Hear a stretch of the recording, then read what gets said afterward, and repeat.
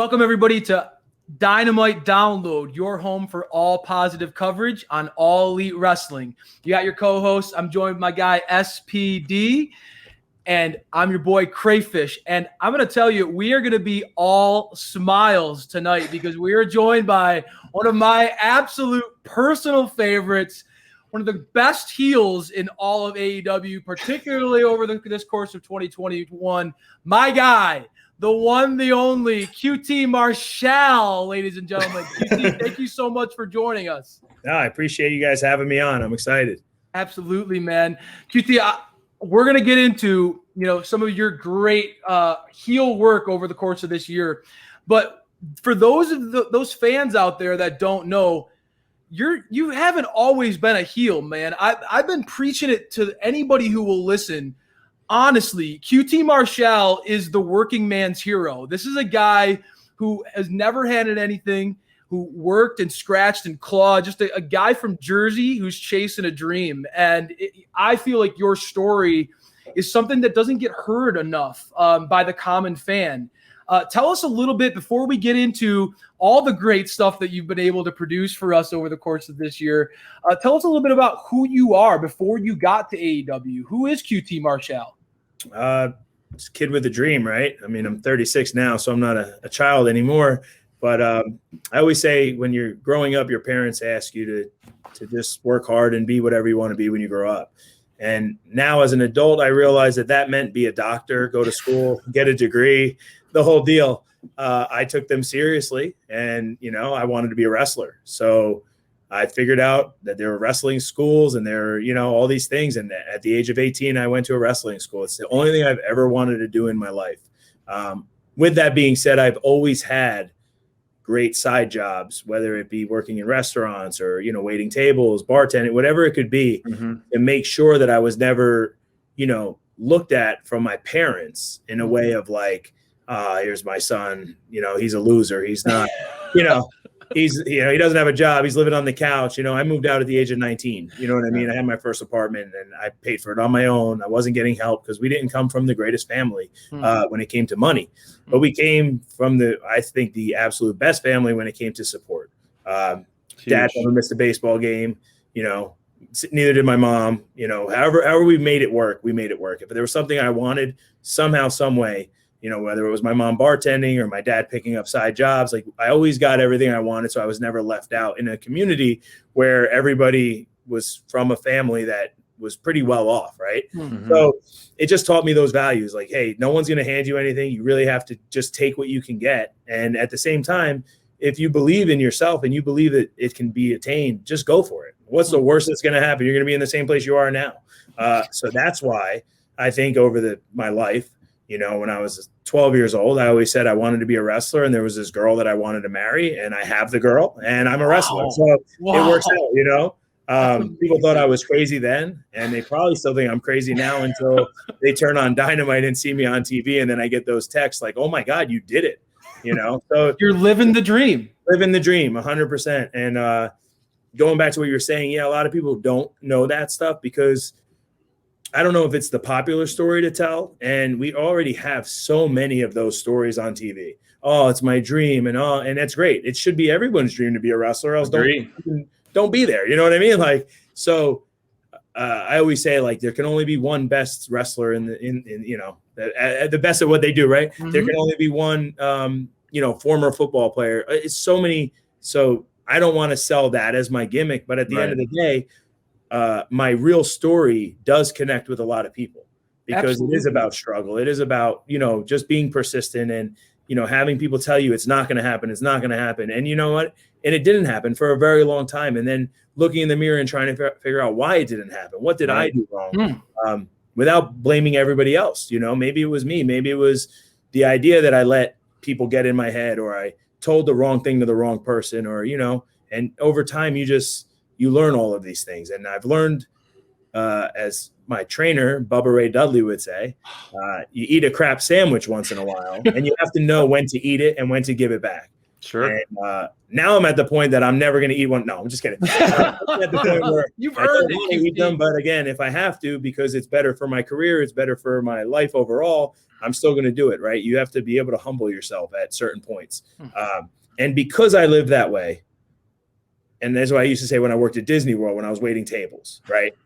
I have to be so nice to all of these guests because I'm on stage at all times. That was their quote. You're on stage, always smile, yada, yada, all that crap. It was very easy for me to go in front of a wrestling audience and be a heel because I genuinely was so fed up with the common human being, and then if you say something to me or you don't respect what I'm doing, it's easy for me to be mean, and tell you like it is. And a lot of the times it's not that I'm a heel. I'm telling the truth. A lot of people just don't like the truth, Man. So instead of sugarcoating it on AEW, I'm allowed to speak my mind and write my own promos and speak from the heart. So, yeah. That's why we love AEW, is being able to creative freedom and the truth. I mean, not to steal any slogans, but the truth is the truth, and your story is legit. And that's why I love the wrestler documentary so much. I mean, this story you just told is even deeper than what we saw in that documentary. Yeah.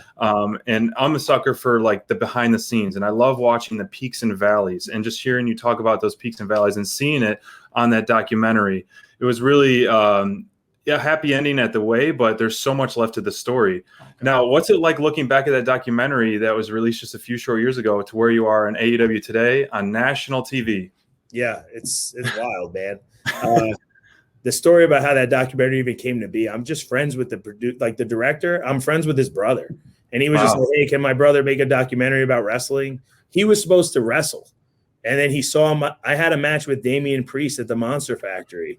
And he was like, I'm not doing this. And he was like, I'll just follow you. And I told him, I said, Frank, as long as you don't bother me, man, like, I don't care. Yeah. Hey, this is your dream to be a director. Cool, do it.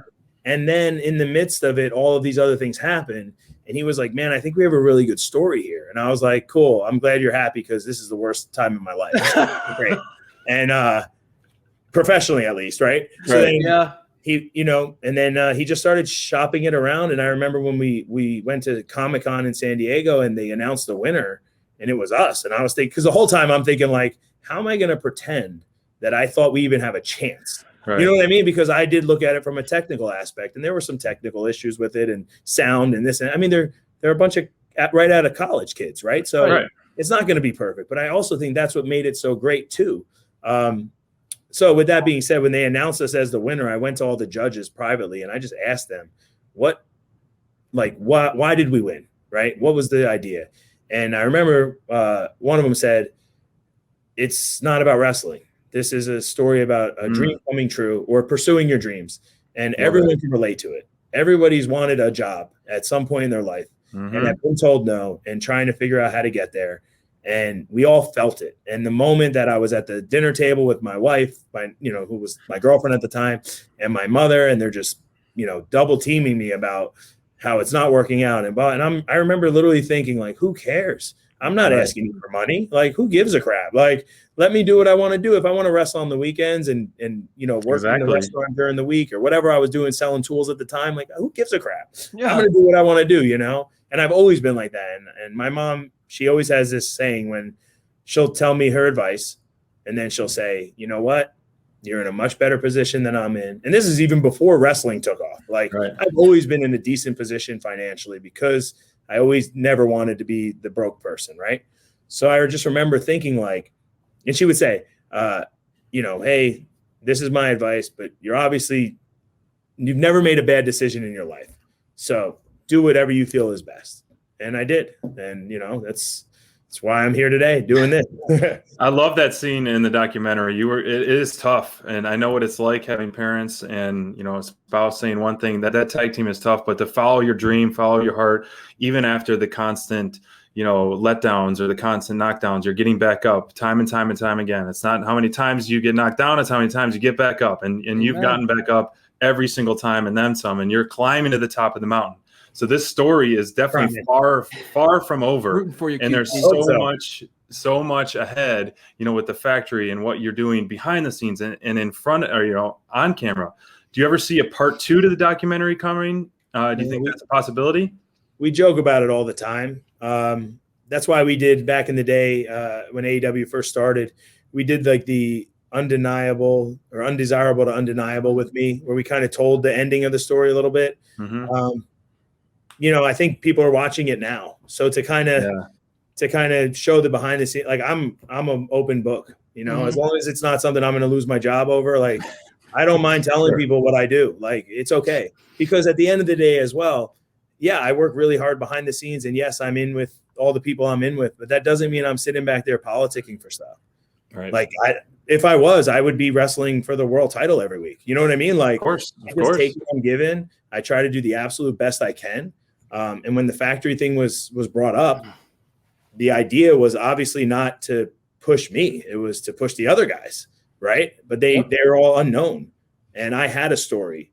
And, I always joke about this, but like, right now Anthony's in England. He had another surgery on it, and Camarado's, he had that bull rope match with it left a little bit of bumps and bruises on him. And, then they're solo. And it was just like, Doc Samson's not going to like this, but like, I'm never going to be hurt. You're never going to find out that I'm injured. It is what it is, man. We wrestled for 12, 15 minutes, like at most. I can suck it up for 15 minutes. Right. You'll never know if I'm injured. I'm just going to go out. Like, this is my dream. So you're not going to pull me from the game. You know what I mean? So love it. With that being said, like, yeah, if someone can't be there and the story needs this person or that person, I'm going to step up to the plate. And if I'm asked, I'm going to do the best job possible. And whether the fans like it or not, which they're not supposed to like me. That's the other thing. Like, now, if you want to use the insider stuff of like, oh, well, that time should be given to other people, fine. Let them politic me out of it. I don't care. You know what I mean? Like, I know I'm going to make money behind the scenes and in front of the camera eventually when I get my shot. Yep.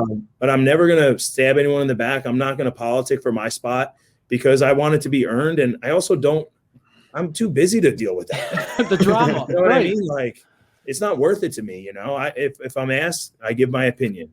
If someone asks me if I have any ideas, yeah, of course I have a bunch of ideas, but I'm not going to wait outside the office and, hey, this is what I need to do. Hey, how do I make this work? Right. I'm already living my dream, man. Like, it is what it is. That's great. You're so authentic, man. And one of the things that you said about the factory that I think goes unheralded, especially with those who like to sling arrows online, is exactly like what you talked about was, you have these guys who are relatively unknowns who all of a sudden had character motivations, who had feuds, who had stories that could then give more eyes to Dark and to the up and coming. And now all of a sudden, I mean, there are people all around. I mean, I know I'm not alone when I say that the factory is chock full of talent. I mean, Anthony Ogogo is a guy who we see a ton of upside in. Nick, the Mr. Freak Beast, is a guy who is an absolutely unique talent, right? And I watching Aaron kind of be by your side this last. Well, when you dumped the shake on Tony, honestly, QT, I could watch a whole SPD talk to you about the wrestler. I could watch a whole mini series just about the factory. I love what you guys are doing. I love the whole fabric of what you guys are about. Can you tell us though, how this group came together? Because you're somebody who was working, as you talked about, day in, day out on the grind, right, with these guys and trying to help get them to where you see them being. How did you pick these guys to be part of this group? Give us a little background on what made the factory what they are today.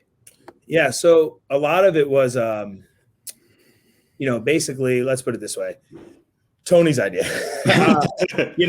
Tony is a huge wrestling fan, right? So he knows a lot about wrestling, and we all remember the Nexus and how that came to be. It was a bunch of unknowns with one person that they kind of built up, being Wade. Yep. And one day we were just talking about it. He was like, "Man, you have such a you're partners with Cody in this school. You have all of these students.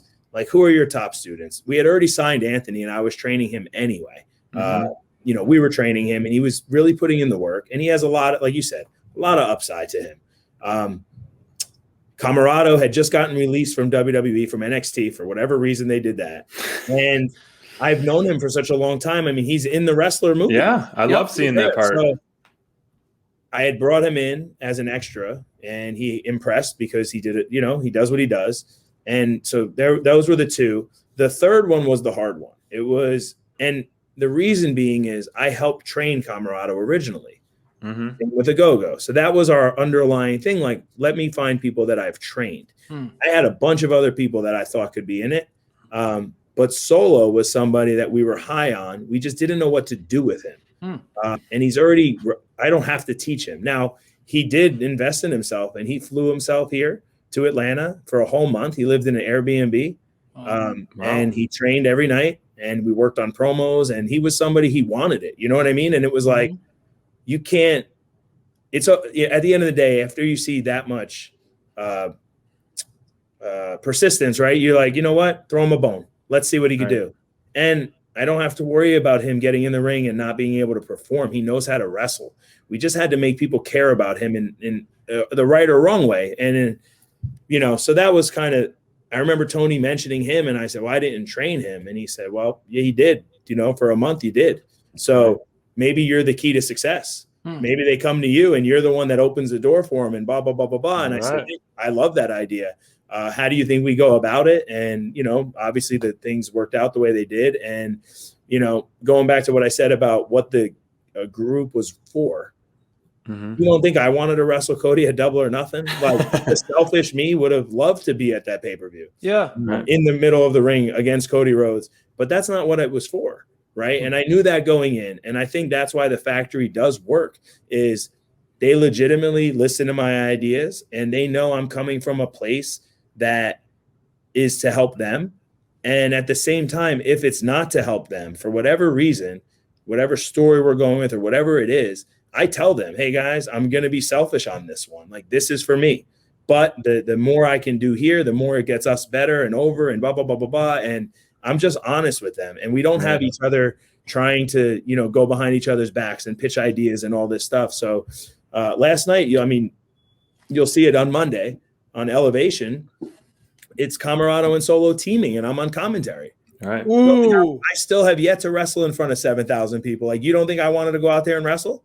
But I also know that we have to keep building a group and not just one person. And I think that's where a lot of factions in general, not just in AEW, everywhere, there's always like the leader, and whatever he's doing, everyone else has to do. Sure. And that's not what it's about, and especially it's much easier knowing when the boss tells you beforehand, hey, this is what we're trying to get across. Let's figure out how to do it. I love that, just uplifting each other. And that's what we try to do. A nice quote we love to live by: uplift others as you climb. And so you guys are definitely doing that and forming this brotherhood. We really like to see that. Now, talking about the factory and possible growth, I know you've mentioned it before, but any female talents that are catching your eyes that maybe we might see join the factory? So there's a bunch at the facility right now, literally in the other room. Nice. There's about 10, right? Okay. So, Wow. of course, originally Jade was hired and she was brought. So that was clickbait everywhere. Oh my God, Right. QP said Jade was going to be. No, I didn't say that. I said that originally I thought like, oh, that could be a good idea. But with her, with the relationship that she has with Shaq, with, who she is, her brand that she's already built. I don't, that if anything, like, we can present her a much different way. We don't have to present her as an up and comer, all this. She's a star. Present her as a star. Definitely. I'm not going to take it away from her, and I still coach her anyway on the side. You know what I mean? So it's like, I don't need that clout. Right. But there are a lot that are here in our new camp as well. And there's some that have been on Dark before. It's all about pulling the trigger at the right time. Sure. And knowing, like, again, I don't want us now from a company standpoint to just hire someone that doesn't have any plan.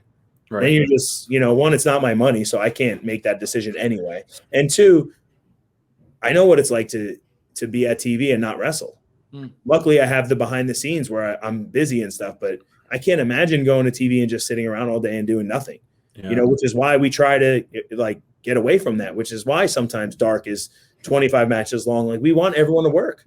It is what it is. Like, we want you to wrestle. This is your dream. And the happier you are, the happier, the better you're going to do for us, and the happier the fans are going to be, and everyone wins.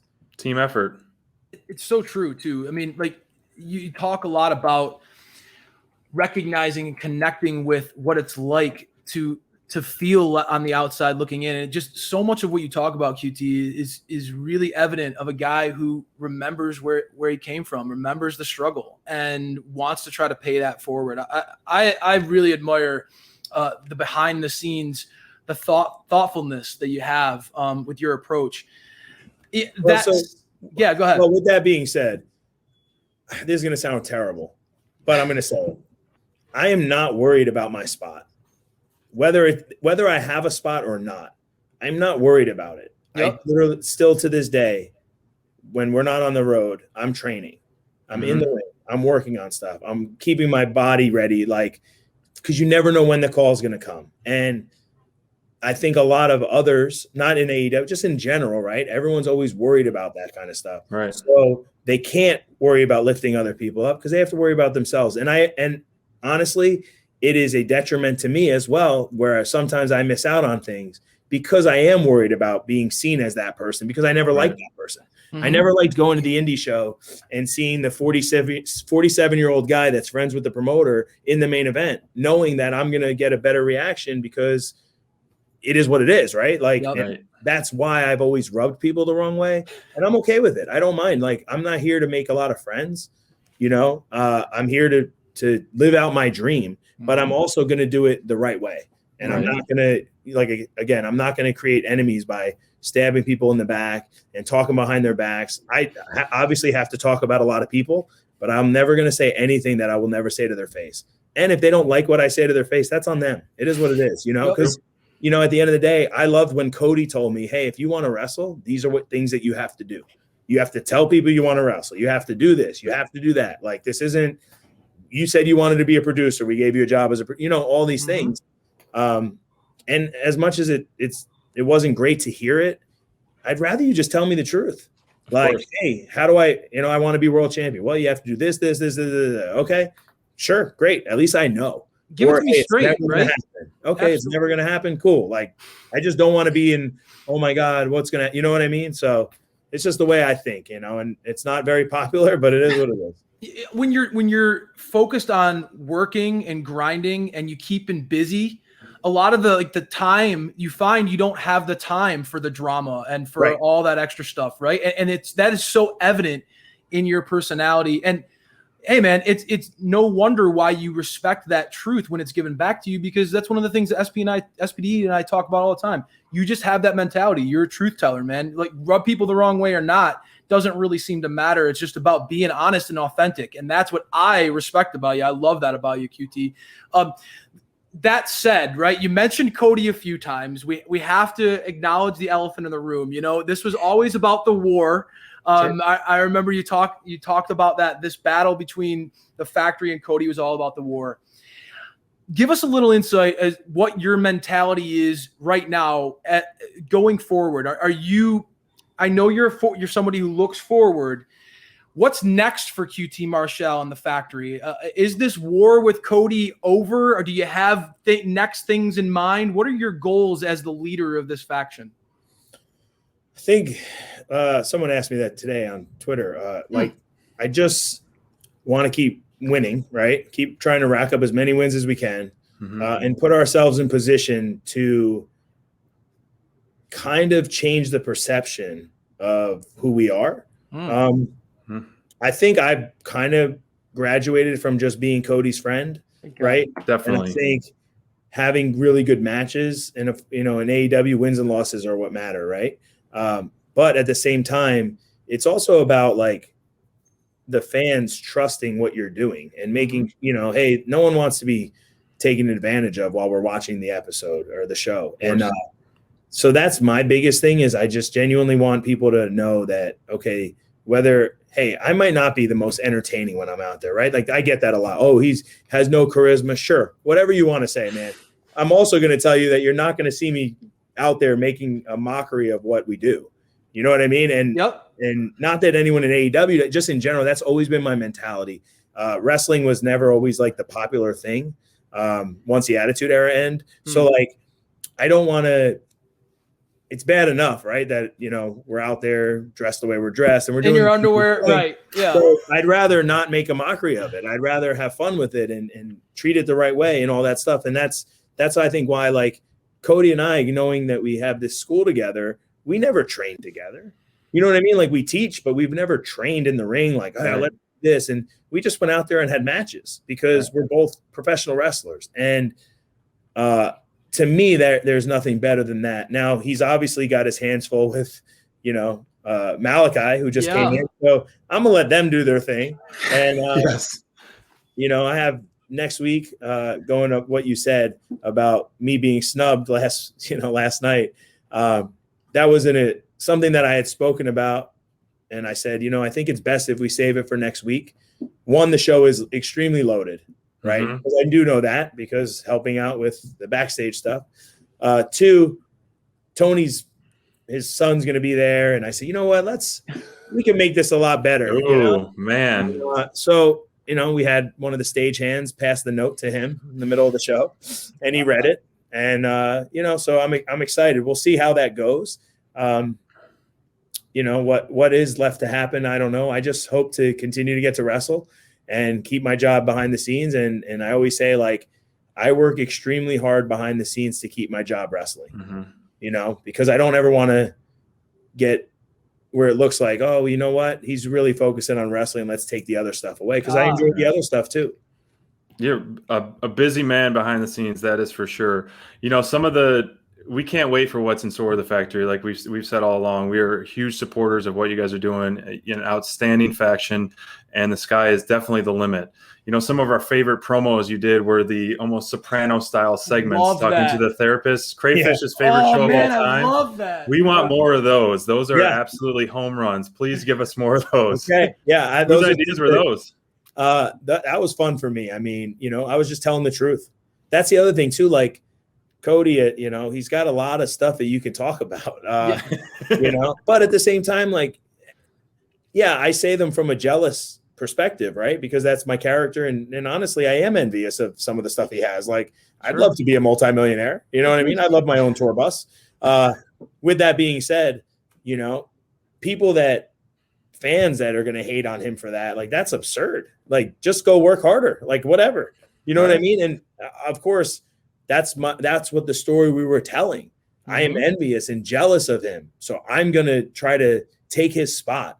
I'm not going to just go to his bank and steal his money. I'm going to try to take his spot. I'm going to try to beat him whichever way I have to. And that's how we're going to tell that story. So now it's just a matter of who else do I have an issue with in AEW, right?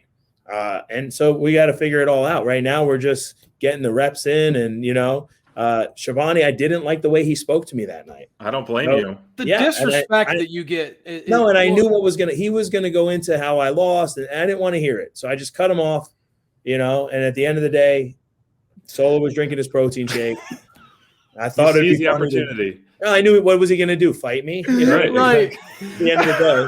What are you going to do about it? To death, but he's gonna fist fight me? Right. So, if you follow me on Twitter, literally come to my factory and fight me. I'm okay with it. You call people out all the time. Over there that are gonna help me knock you out. So it goes for any fan. Come to the factory and fight me. So we'll see. I mean, like I said, there's gonna be an apology this week on Dynamite at Homecoming. I'm excited for it. I think Tony's excited for it too. So we'll see how it goes. I hope that you're the one receiving the apology, QT. I think that you deserve it personally. Maybe we both apologize. I don't know. Oh, wow. We'll see. Plug it out. I haven't really seen him too much backstage since. I try to, let him come to me is my thought process, right? Right. But he, maybe he's being stubborn. So I said, you know what? Let's do it in the middle of the ring. Might as well let everyone see what's going on. That's right. Yeah, and get some true heat for sure from those fans. Those great fans down at Daly's Place. We came down a couple times and watched the show. It's an awesome place. You guys did a great job through everything. You're there at the factory now, right next door. You said there's wrestlers training. Your wealth of knowledge and your experience is many, many years in the making. What do you tell someone on day one of wrestling school who is interested in becoming a wrestler? What is your advice as soon as they walk in the door, essentially? Put on those boots. Affiliated with AEW. No, it is true. I do say that right out the gate. Hey, we're not affiliated with AEW. Like, you're going to come here, you're going to work hard, hey, if something happens, great. Right. Nothing is guaranteed. Yep. I treat wrestling like school Mhm. in the sense that it's a report card. So these are your subjects: your promo, your look, your gear, your in-ring work, your etiquette backstage, your social media skills, yada yada. And the more A's that you get, the better chance you have at succeeding. The more D's you have, there's a good chance you ain't gonna make it. You know. And at the same time, like, you can have all A's, but if your etiquette sucks, you're done. You know, we want people that we want to work with. Yeah. No one wants to be around someone that's a headache all the time. So Cody really stresses that with the campers about, you know, just the disrespect between people when they're going over matches. And, you know, I'm a little inside baseball here, but like, you know, hey, you know, why do you want to do this to me? I don't think that makes my character. Like, who gives it? Just have fun, man. Right. No, not the casual fan isn't worried about how your character is perceived after you take that move and whether you kick out at 2 or 1.5. Like, no one gives a crap. Right. You know what I mean? Just give them the best show possible. And when you have people that are arguing over these minuscule things, and I used to be one of them. I'm telling you, I used to be one of them. Now it's like, what do you want to do? Hey, if I work like a local guy, and I'll be honest with them up front, hey, you're not getting a lot. It is what it is. But I don't want you to think that we don't care about you. So this is for me, but is there one thing that you think is going to impress us? Because that's all it takes. It takes one thing. As long as when it comes to in-ring wrestling, it comes to the whole package, of course, but you should already have that. I shouldn't be worried about you showing up without TV ready gear. I shouldn't be worried about you showing up, you know, out of shape. And that doesn't mean you need a six pack. That just means whatever your character is, it should match what your body looks like. Right. So I tell them that, hey, you might get to do 2 things. Pick the greatest 2 things you could possibly do. As long as they fit, that we can make it work. My job is to help you as well, but you have to help me. And I was the guy on the other side a year ago, a year and a half ago. Right. And I was losing in 2 minutes.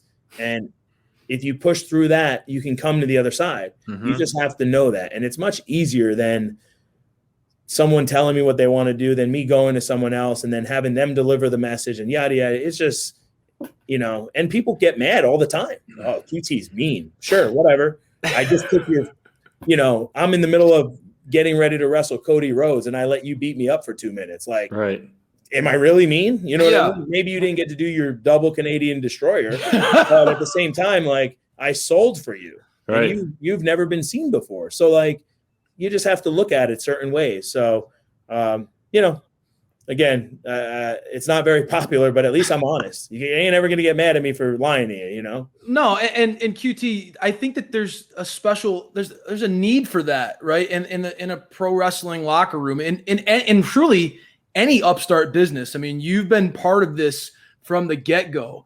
And, you know, now it's easy to kind of take advantage. Like, some people can look at AEW, wow, you guys are a well-oiled machine. You're hitting 1 million plus viewers every week. You know, the content's been incredible, and can sort of forget the struggles and the stress and the work and all that goes into creating an upstart company. Yeah.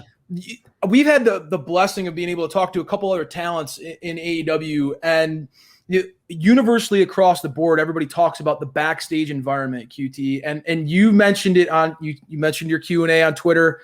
I'm like a personal defense secretary for QT Marshall on Twitter. I'm always on there defending you. I love you to death.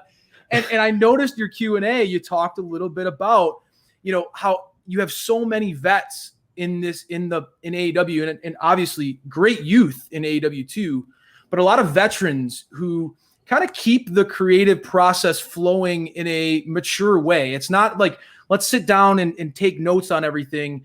Can you give us a little bit of, like, who are some of the other guys that you look at when you look around, especially as a truth teller like you, man?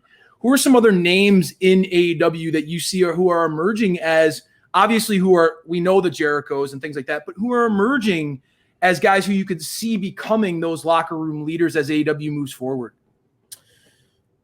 Man, so of course, you know, you have your Jungle Boys, your Darby, stuff like that, right? Like those guys, the young ones, MJFs, that are well beyond their years already, because they treat it a lot differently than most people at their age, right? So I look at those guys. I also look at, like, the ones that are kind of my age-ish, a little bit younger as well, that are still older souls, maybe, right? Like they're not just, and I look at those kind of guys, and I also just really try to pay attention to how people are backstage and what they're doing with their time. Are they not people that just going around and like, hey, I know it all, so listen to me.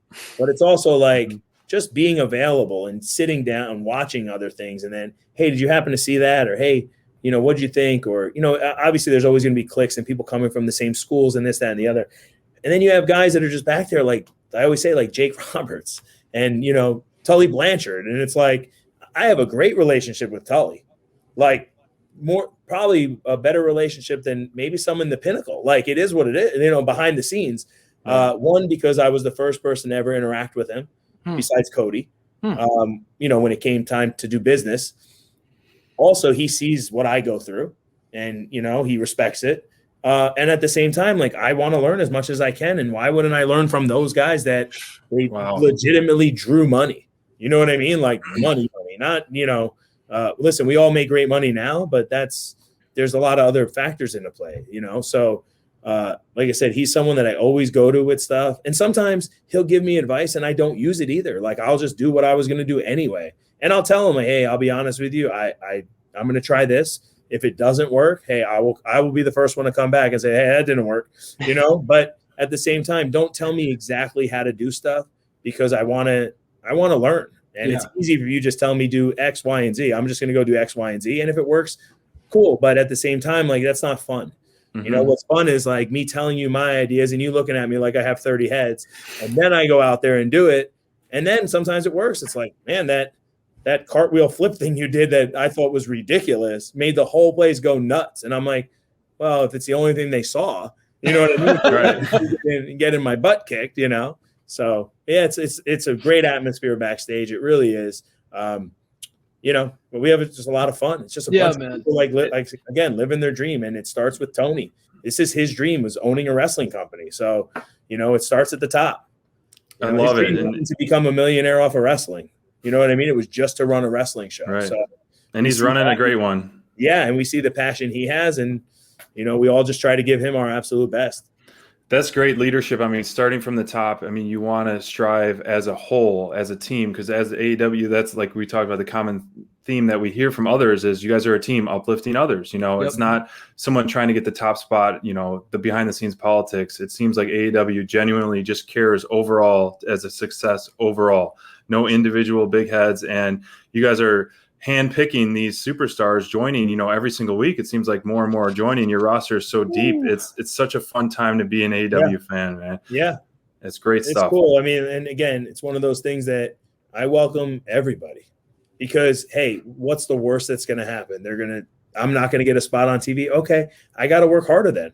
Yep. It is what it is. I'm not going to wish, these, we're going to sign The Rock, right? Like, obviously that's, breaking news. Breaking news. QT Marshall. Yeah, clickbait, right? But like if someone said we're going to sign The Rock, I'm not going to say, oh my God, we're going to sign The Rock. He's going to show up and work once. No, I'm going to be like, oh my God, that's great. How many more eyes are going to be on us? Right. I hope to get a spot on the episode that he's on. You know what I mean? And that's the mentality you should have. So, again, I think a lot of us do have that mentality. And the ones that don't, they haven't shown it yet to the point where, because again, I think we would just cut ties with them. It's just not worth it. No one wants the headache, And AEW is, unless you're the Chris Jerichos, the Codys, the Moxleys, or any of those really, really, really higher ups, AEW is what draws. It's not one individual. You know what I mean? And that's the biggest thing is that, and I'm not saying it in a way where, everyone's replaceable. I'm saying it in a way that that's what makes us who we are, is that it's the show. Like we're selling out an arena, a pay-per-view, with not one match being announced. I know. So what happens if you go to All Out and it's literally all the guys and girls you see on Elevation? You're still going to get a great show. Exactly. You might not get the big stars that you want, but it'll still be a great wrestling show. And that's what we do. So, of course, we're not going to do that. But at the end of the day, like if we did, so what? Yep. It's going to be a great show. You talked about the report card and AEW is a lot about, they check a lot of the boxes, man. It's entertainment, but it's great pro wrestling. There's a great blend of that. And the brand itself is redefining what it means to be a pro wrestling fan right now. It absolutely is. we could talk to you. Thank you so much again, QT. Yeah, man. All night, just shooting the breeze. But we know your time is valuable. But I like to end our interviews like a quick fast 5 questions, kind of off the cusp. So I'm going to ask you fast 5 questions, then we'll wrap things up. We really appreciate the time. I was just looking. I love that I didn't capitalize the letters in my name. It's just like lowercase q. Like I was trying to figure out getting in. I'm just like, QT, boom. And then I'm like, oh, well, that's weird. Yeah, it'll work. Yeah. No headphones. I'm like the most old school possible. Like, no, your office is awesome. We were commenting on that, all that memorabilia back there. It looks like an awesome office. Yeah, so this isn't mine. This is our partnership with our facility. Real quick, Chip Smith is like a world-renowned NFL coach that he actually is with the NFL alumni right now, and he's put over 2,000 athletes into the NFL. So that's amazing. These are all the athletes. He's not all of them. These are just a couple that he's trained. There's a whole wall on the other side of every team. All the people that he's trained. Brian Urlacher, Cam Newton, like all of these guys. The last one that just came out of here that was Jalen Hurst. Wow. Yeah. So JR likes that story, because he's an Oklahoma guy. So, But so anyway, this is his office, not mine. Oh man. Well, it's a nice office either way. It's the quiet place with the air conditioning and the internet. So I'm in this. I'm at a hotel on the road. In this room, the office center is no AC, so I'm like dying right now. So, and you're lucky, man. You guys got the nice, cool shirts on, and I'm sweating over here in my. Yeah, this one is very nice. It's I just got it. It breathes really nicely. Let's put it that way. So are we going to see my arms look good? So bro. Yeah. Nice. Yeah, there you go, QT. Are we going to see any of those bowling shirts in the AEW shop store? Man, I wish. If we could figure out how to do it, I'm not good at that stuff. Get a factory logo on the Sarah right across the chest right there. I'll tell you what, design one and send it to me, and I'll send it to them. If they can do it, if it's profitable and they make it work, I would love to do it. We'll wear them to All Out. We'll see you at All Out with our bowling shirts. There you go. Yeah, we'll take a I'm rocking it with pride, man. There it's fantastic. All right, so the fast 5 questions. All right, first one, QT. If you could have any band perform your entrance music, who would it be? I know. Oof. I know. Oh man, we're not really a fast 5. Man, well, we can go to my entrance music is very rockish, meaning the rock and roll. Right. Bon Jovi. All right. Bon Jovi. Yeah. Nice. I like that. Yeah, that would be awesome. Maybe down the line when you will start selling out those big stadiums, outdoors, you can have a live. There performing. You go. Yeah, let's set it out there. We'll mention it to Bon Jovi. Sounds good. All right. Good. So favorite cheat meal. Oh man. So. Watching the wrestler, we know you like your snacks and stuff. Yeah, snacks and stuff. I mean, I'm a Reese's guy. Reese's peanut butter cups, Reese's fast bread. I mean, my cheat go-to dessert is some kind of ice cream, moose tracks maybe. Ooh, Throw some peanut butter in there, a lot of Reese's, and just go to town until I just literally can't move. And then I put it under the sink and I melt it, so I don't eat anymore. Okay. When it comes to real food, I think I like a lot of burgers and stuff. Okay. And macaroni and cheese. I kind of grew up on that. I haven't had it in a while, just because it's a lot to. Then you got to wash the dish and all that stuff. But yeah, burgers are I don't know. I just like to eat. Chipotle, like burritos and sandwiches and firehouse subs. Okay. All right. Yeah, I can eat a lot. So, what is a dream stadium you haven't performed in that you'd like to perform in? It's going to sound crazy, but I would love to wrestle at Yankee Stadium. Oh, that'd be great. They Shea Stadium back in the Yankee Stadium to wrestle there. Now, arena-wise, of course, growing up, the Garden would have been, that's where I used to go there, and the Continental Airlines Arena, which is Izod Center, which no one really uses anymore. Right. So that would be pretty cool. I did get to perform here in Atlanta when we did our show here. Nice. I was like the first match after Dynamite happened. So some of the people had kind of left a little bit, but it was cool. It was like all my students were there. It was my first win ever in AEW. So it meant a lot to me. But at Yankee Stadium, outdoors, cool. It brings both. I'm a huge baseball guy, right, and wrestling. Put them both together. Grew up a big Yankee fan. It would be just so cool. When you guys go there, I'll be there. I live in New York now, so I've Oh, been there in you New York go. the Yeah. past 11 years. I'll be there. So hopefully that will happen. I could totally see that happening. Yeah. Who throws the hardest chops in AEW? I'm a sucker for a good chop.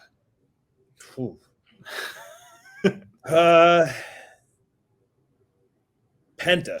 Yeah. Yes, we've talked about that. Got We some talked to nasty Danny chops. Limelight, and we were like, who's harder, Penta or Ray? Both those guys are some brutal chops. Yeah, so both of those guys, we did a match, and they chopped me both in the throat. Oh my and God. I don't know why, and I don't know how it all came down, and whether it was on purpose. I don't really care. I don't even think about those things. But Right. I just remember going like, and then like I just rolled in the ring, and I came in the back, and Cody's like, you just went full on like no sell, huh? And I was like, he chopped me in the throat. Like it didn't hurt. It was like more offensive than anything, you know? Right. But when we did our singles match on Dark or whatever, you know, we had a lot of fun, but I remember him chopping me and me thinking like, and I don't like to chop. Like Right. it hurts my hand. I don't want to do it. I know. You know? So I don't hit back. So I just, you know, hey, here's my punch, and you know, yada yada yada. And I'm just thinking like, good God, you know. Lance Archer hits pretty hard too. I can only imagine taking something. And you know, of course, I'd be remiss if I didn't talk about, you know, I was Brody Lee's first match, and there was no one in the audience. It was second week of the pandemic, and I just remember it was not cold out; it was still warm out because it was March, and just no audience though. And he chopped me, and I just remember thinking like, oh my, you know, when the crowd is there, it's different. Right. You can feel it, and it's, you don't feel anything. You feel them, right? You don't feel the pain until afterwards. And there's no one there, and it's just you two and a referee and a doctor, you know, and Cody on commentary, Cody and Tony Schiavone on commentary, and I'm just every single thing hurt, you know. Oh man. But I mentioned it again today on Twitter. Someone asked me my best memory of AEW, and I said, looking back now, it's definitely that. It's having the you know, the privilege to say that I was the first guy to work with him, and remembering how we went about it and how bad he felt that what the story was that night. Right. Especially I had just started teaming with Dustin, but we needed somebody that could do the job on, you know, pardon the, you know, excuse my pun, right. you know, to do the job, Right. being on live TV and, you know, giving this guy the start he really needed to tell that his story. And my story was going to come eventually, right? And I just remember how great he was about it. So that's a special memory, very, very special memory. And you guys as a whole in AEW have done an outstanding job, everything, weathering that storm and everything with -1. Don't bring him up. I'll knock his head right off his shoulders. You know, I can't wait till he turns 18 years old. You're going to beat him up, QT? I cannot wait. I've told his mother many times, when he turns 18, I don't care how old I am. Like we're having a match. This is why I love you, QT. Yeah, we are having that. You got us getting sentimental about you and all this stuff, and I'm gonna beat that just take it the other way. You know, I love it. Last question, right? Real quick, if you could have a meal with any 3 people, alive or dead, who would you want to have a meal with? Wrestler or anyone in the world. Okay, any 3 people. Sorry to put you on the spot like That's that. okay. No, so one of them is definitely going to be a Yankee. Okay, it would probably be Derek Jeter. Nice. That would be one of them. Good choice for sure. The second one is definitely going to be wrestling related. Normally I would say like Razor Ramon, right? But I've had dinner with him many times when he was living in Orlando. So amazing. I would check him off the box. Macho Man Randy Savage. I think so. That would be the wrestler one. Legend. And the other one, not to get all, you know, sentimental, would be my grandmother that I don't have the opportunity to. So, yeah, those would be the 3. It'd be a real messed up table. You know, Macho Man would be like, oh, grandma, you know, and she'd be yelling at him about, you know, not using his fork the right way. And I love it. It would be a, you know, definitely an entertainment. And Derek Jeter would just be like, I don't want to. What did I get myself into? yeah, exactly. Like, am I getting paid for, you know? So yeah, that would be the 3. It would be highly entertaining if you put it on camera. I love it. Because my grandmother wouldn't sell for any of them. She'd be like, yeah, whatever. I don't care. What have you done? Who did you beat? You know, he's like 4 World Series, 5 World, you know, and all these championships. Like, yeah, have you tasted my chicken cutlets? You know, like, okay, well, you know, you're right, Grandma. You know, so. You do make a mean chicken cutlet, Grandma. Yeah, that's right. Yeah, that's why I'm 40 pounds overweight, Grandma. You know, because you know you got to eat every single one because she didn't work over that oven without, you know, to just leave food lying around. That's right. That's right. Yeah. I love it, QT. Thanks so much for joining us tonight. Of course. QT, we know you got a lot going on, and there are a lot of fans who are excited to see what you got going on with the Sammy's vlog coming up. Oh yeah, I'm back. I'm back. Baby. You filmed a good bit last night that'll air on Tuesday. I'm excited for it. You know, I think a lot has changed since I was last on there, and you know, some new characters, some old ones that have maybe gotten a little bit. Their heads have grown a little bit too big. So okay, you know, you got the truth teller QT Marshall coming along. He'll knock you down a peg. That's right. Just when you think. You know, I'm going to tell you how it really is. So. I love it, QT. So we love following you on social. Where can people find you, and where can people buy some of your gear? So AEW shop or shop AEW Pro Wrestling Tees. I actually just signed up for the Shout deal, which is like or Shoot deal. That's their cameo type deal, and it's a better deal for the wrestlers. So I just signed up for that. I just got an order last night, and it was like the first day. So I'm excited. I'm trying to reach more people. Just so they can, again, I think the wrestling character I portray compared to the person that I am, just two completely different things. And I just want them to, you know, again, that's why I try to do a lot of these interviews. I want people to understand, like, oh my God, this guy's a Yankee fan and this and that. And, you know, I didn't know that about him. And so there's that. Twitter, Real M Marshall 1. Someone has QT Marshall. So, like, that bothers me. And I don't want to get unverified. So we're going to hold on to it for a little bit longer. I'm on Instagram as Real QT Marshall, as if there's, again, now I know there's a fake one. Now you know. So I'm on there. I'm not as active as most people because I am so busy with other stuff. And then when I'm not busy with the other stuff, I try my absolute hardest to give as much time as I can to my wife, which is not a lot, but I try. But, you know, with the phone going crazy, it is what it is. So, but I am on there, and every once in a while I'll do Q&As, and I'll try to interact with people. So yeah, no, that's where it is. Maybe we really got to look into these bowling shirts, though. And we will. The thing is, I'm a really good bowler. So when someone says it's a bowling shirt, you don't offend me. Right. Like, I'll bowl a 200, which isn't amazing, but it's much better than what anyone else is going to do, you know, any day of the week. So, and they're comfortable. Again, they look nice. So the guns look great. And you don't have to really iron them too much. That's the other thing, too. So I'm all for it. It's a win-win. It's a nice blend of business casual, too, man. You can get your hands dirty, but you still look nice. It's fantastic. I love it. Exactly. Love if it. you find yourself bowling in Chicago, we'll take you up on a game when the all-out weekend. So that'd be some fun time. I know it's going to be a busy weekend. Plus, I noticed on your Instagram story, to shift back into that, you're doing some seminars and some meet and greets coming up. Yeah. So AEW has been really cool about that. I just sent in a whole list of different bookings that I've taken, and most of them are seminar related. Okay. Because it's, you know, not to get too much into the business end of it, but it helps bring me in. It does make money for them. It pays me well. Also, we find people, right? Like, and if I'm a young wrestler, I would much rather just pay $100 to go put myself in front of the right human being instead of just hoping that someone's going to come knock on my door. That's how I got signed with Ring of Honor. I went to a $300 tryout. I was like, "Oh, $300 to get in front of the people that are going to hire you? Well, that's a deal." You know what I mean? It's only not a deal if you suck. You know? So for 34 other people, they hated it, but I was like, "Oh, this is easy." You know? So yeah, I'm trying to do some indies safely to not hurt my, you know, AEW stuff, but also to meet some up and comers and hope that I can help them and direct them in the right way. And again, we all win, right? And right now the iron is hot, so I'm gonna, you know, strike. You know? Great idea.